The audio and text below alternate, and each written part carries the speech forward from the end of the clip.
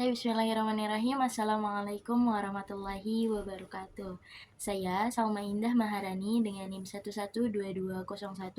112212000000052 dari jurusan Pendidikan Bahasa Arab Universitas Islam Negeri Syarif Hidayatullah Jakarta akan menjelaskan tafsir balaghah dari Quran Surat Al-Mu'minun ayat 1 sampai 2. Adapun Quran Surat Al-Mu'minun ayat 1 sampai 2 yang berbunyi A'udzubillahi minasyaitonirrajim. Bismillahirrahmanirrahim.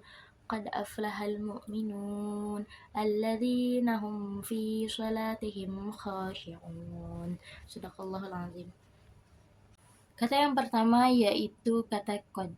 Qad merupakan harfu tahqiq yang artinya menjamin kepastian. Allah mengatakan bahwa orang-orang yang beriman sudah dijamin akan menggenggam kebahagiaan dan kesuksesan. Kemudian kata qad sendiri memiliki arti sudah. Qad aflahal mu'minun artinya telah beruntung orang-orang yang beriman. Tetapi sebenarnya tidak semua orang-orang beriman itu beruntung. Karena itu kata qad di sini diartikan sebagai pasti. Karena sesuatu yang sudah terjadi itu pasti. Sama seperti ketika dikumandangkan azan yang berbunyi qad qamatis shalah. Nah, itu artinya sholat telah dilaksanakan. Padahal pada kenyataannya sholat baru akan dilaksanakan. Dan pasti akan dilaksanakan. Dalam kitab Al-Kasyaf, kata qad bertentangan dengan apa yang menegaskan harapan dan apa yang menolaknya. Orang-orang beriman diberi pesan yang jelas dan pasti, yang mengonfirmasi bahwa apa yang mereka harapkan, yaitu keberhasilan atau tercapainya tujuan, memang akan terjadi dan pasti terjadi. Kemudian kata qad ini mengungkapkan bahwa orang-orang yang beriman telah lama mengharapkan keberhasilan yang pasti. Dan mereka diberi kabar atau bukti yang meneguhkan harapan mereka tersebut, yaitu bahwa mereka akan berhasil dan tetap berada dalam keadaan baik. Di sini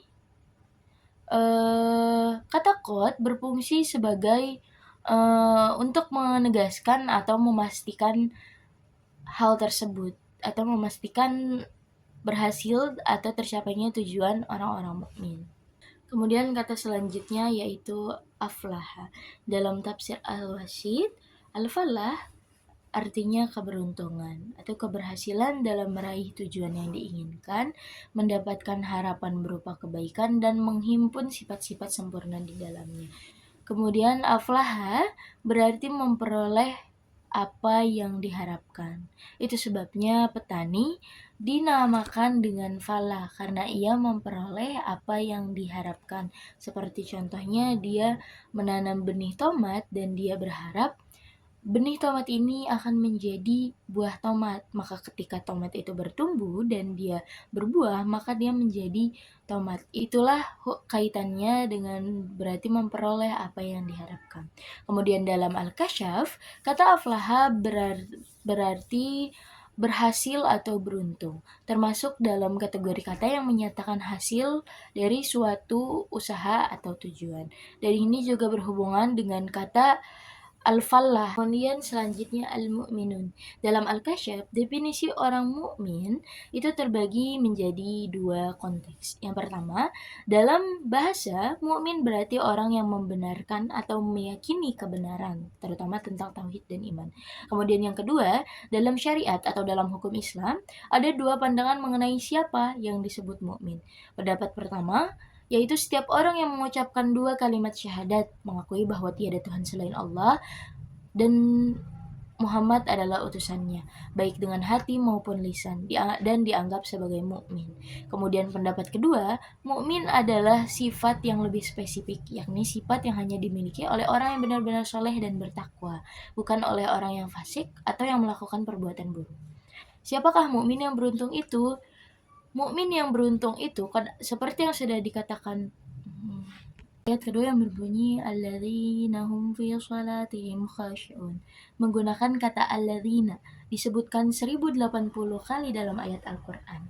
Alladzina yaitu isim mausul yadullu 'alal jami', yaitu huruf sambung menunjuk kepada subjek atau objek tanpa batas siapapun.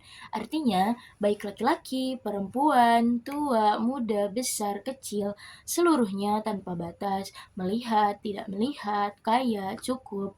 Jika ingin kembali kepada Allah, kata Allah, Allah akan berikan apa yang kamu inginkan. Kemudian selanjutnya yaitu khasyi'un. Khasyi'un ini menjadi salah satu syarat untuk mendekati Allah sebagai pemilik kebahagiaan dan pemilik keberuntungan. Syarat mendekati Allah itu dengan khusyuk. Khusyuk itu bukan berarti tidak ingat kecuali Tuhan, tetapi mengagungkannya, menghormatinya, sehingga gerak-gerik kita dalam sholat itu tidak kacau. Bagaimana definisi khusyuk itu? Ulama mengatakan, sholatlah seperti sholatnya orang yang akan berpisah dengan dunia. Orang yang khusyuk itu, kalau misalnya dia memikirkan besok tidak ada lagi dia kehidupan di dunia, maka dia akan khusyuk. Dalam tafsir Al-Wasit, al-khusyuk atau khusyuk artinya ketenangan dan kerendahan hati. Secara syariat, khusyuk berarti rasa takut di hati kepada Allah yang disertai dengan tanda-tanda pada anggota badan sehingga membuatnya tenang, penuh rasa hormat dan yakin di hadapan Allah Subhanahu wa taala. Khusyuk dalam sholat adalah ketakutan dalam hati dan menundukkan pandangan. Menurut pendapat Qatadah, hal ini disebutkan Rasulullah Shallallahu Alaihi Wasallam mencakup menundukkan pandangan ke tempat sujud. Dari Nabi Shallallahu Alaihi Wasallam bahwa beliau biasa melaksanakan sholat itu dengan pandangan ke atas, mengangkat pandangannya ke langit.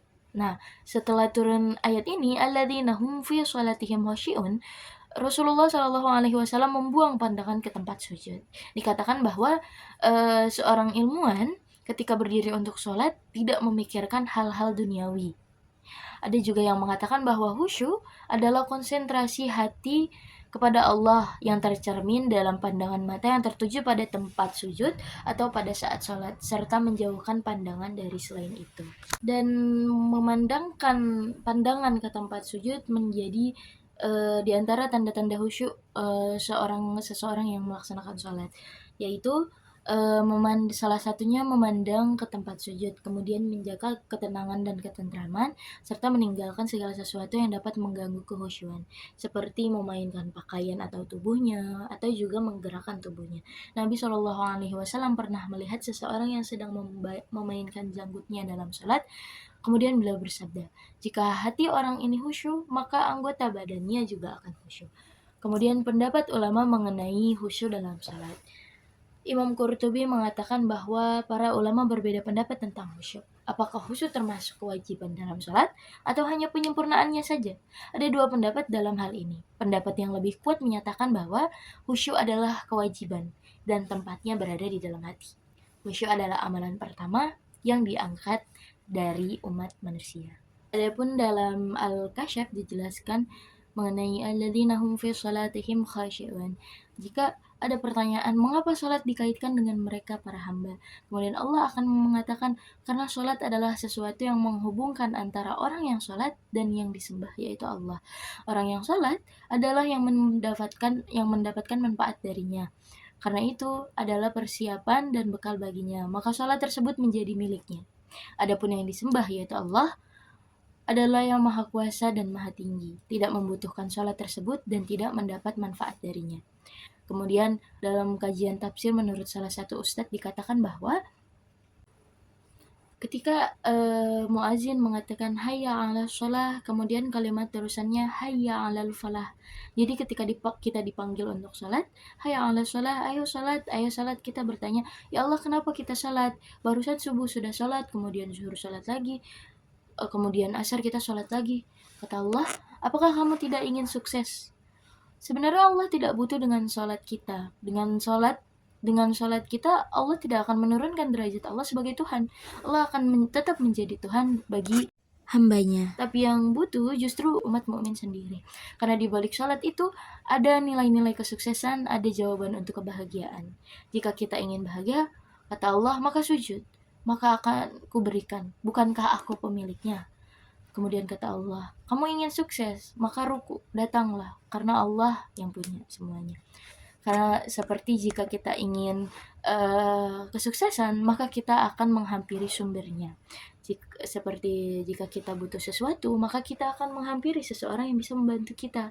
Sama seperti dalam Islam, jika kita butuh dengan kesuksesan, kebahagiaan akhirat, maka kita perlu menghampiri Allah sebagai pemilik kesuksesan dan pemilik kebahagiaan tersebut. Dengan cara apa? Ya, yang sudah dijelaskan dalam surat Al-Mu'minun ayat 2, yaitu dengan cara salat yang khusyuk. Baik, itulah tadi penjelasan Quran Surat Al-Mu'minun ayat 1-2 yang saya dapatkan dari beberapa kitab tafsir dan juga dari beberapa kajian mengenai Quran Surat Al-Mu'minun ayat 1-2. Kurang lebihnya mohon maaf jika ada kesalahan kata, mohon